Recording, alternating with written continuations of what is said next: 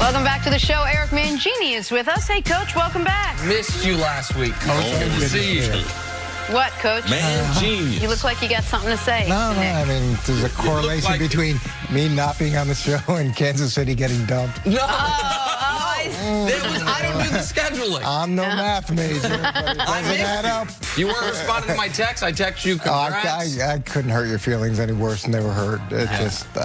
Good to see you, Coach. Good to be here. Great to have So you much. here. Let's talk about the Patriots. Clearly, their fans are not getting tired of this endless dynasty. Nearly 35,000 showed up at the pep rally at Gillette yesterday to send them off to their third straight Super Bowl, 9th in 2 decades. Been there, done that, and yet the fans still want more. Tom Brady had a fun time motivating the crowd before heading down to Atlanta. Let's let them hear it all the way down to Atlanta. We're still here. We're still here. We're still here. We're still here. We're still here. All right. Definitely doesn't have a chip on his shoulder or anything. He did drop the mic there. Coach, how is this Patriots team different than other Super Bowl teams? To me, they're legitimately riding the underdog narrative, and to some degree, it's valid. They have the worst record since our first year in the Super Bowl. The amount of adversity went through in the offseason with Jimmy Garoppolo, and then there was the infighting. Then they lose their #1 draft pick. Julian Edelman suspended for 4 games. I mean, I'm sure I'm missing something else. Well, Josh Gordon in and then out. Well, Josh Gordon in and out. They trade Brandon Cooks. Yeah. They lose. Replacing Nate Solder on that offensive line. There's another one replacing Nate. Deion Lewis, Danny Amendola. Yeah, so it goes on and on and on. And then they weren't very good on the road. They were able to go on the road and win. Tom was too old. He threw too many interceptions. So that all those things have played into where we are now. And in hearing them talk, that underdog narrative is something that they've legitimately bought into, and in other years when you hear him talk about the opponent and there's this a lot of flowery compliments, that strategy, this seems a lot more sincere in terms of nobody expected us to be here, and we are here. Here's what's not different about this Patriots team. Just like every single Super Bowl appearance they've had, except for 2011, they got a top 8 scoring defense. That one way or another, Bill Belichick and his staff figure out a way to make sure this defense is in the top quarter of the league every single year the team's good. Again, the outlier year was 2011 when they had an average scoring defense. To go along with it, just like every year they've been in the Super Bowl post 03, they've got a top 5 scoring offense. So that's where they're similar. Oh, top 10 defense, top 5 scoring offense. That's been the case throughout this run, basically after the first 2 Super Bowls. To Coach's point, what is different is there was legitimate reason for skepticism. It's why I don't feel badly about the idea that you picked them to lose to the Chargers. Well, they had a worse record than the Chargers. Picked them to lose to Kansas City. Well, they've been terrible on the road all year long. Like, you started to see some cracks in the armor, and I think one of the reasons Patriot fans are adopting this mantra as well is it's a little projection. Because I listen to enough Boston talk radio to know, you know who was the most critical of this team? Folks in Boston. Guys that call EEI. Guys saying, you know, last year was our last best shot at the Super Bowl. Brady doesn't look the same. Why did they trade Brandon Cooks? Where's our weapons?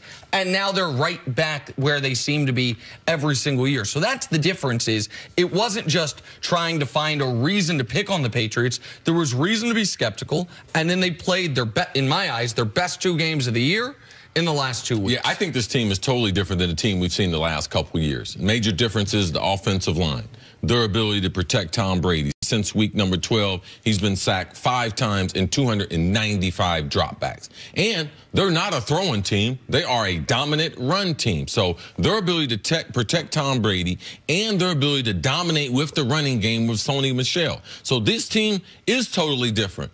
I believe in the NFL, running the football is really underrated. It's not real sexy, and it's hard for people to explain why teams outside of an outstanding running back, Ezekiel Elliott, Todd Gurley, why teams are able to do it. So how they play is not real sexy. It's not real it's not innovative. They're not doing new things. They're doing things the New England way, the way they've done things for a long time, throwing the ball to the middle of the field, getting the ball to third and medium, converting those first down, getting some yards after the catch, getting Gronk isolated in one-on-one, and the red zone defense, to me, the last 10 years has always been spectacular. So they're doing a couple different things.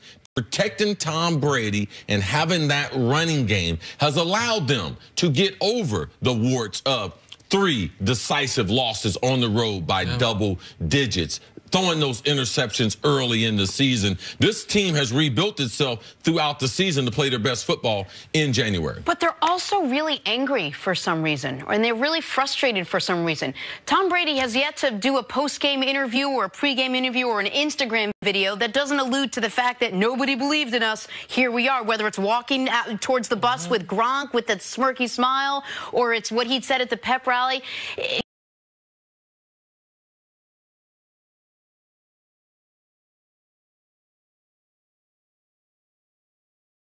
You saw in other Super Bowl teams from the Patriots. Well, there's some merit to what they're saying. They had 2 Pro Bowl players. They had less Pro Bowl players than the Jets. And every single week it was about why they should fail. It was about who.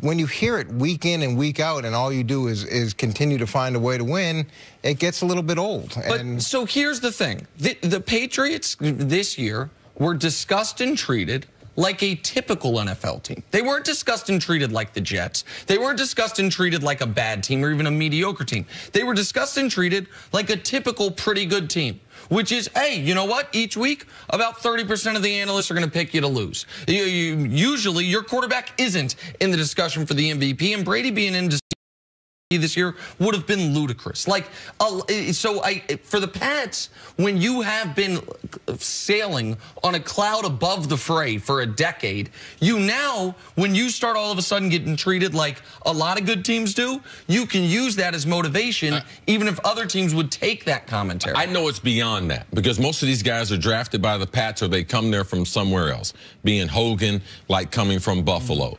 New England's been hated for a long time. So it's not like they just have to conjure this up.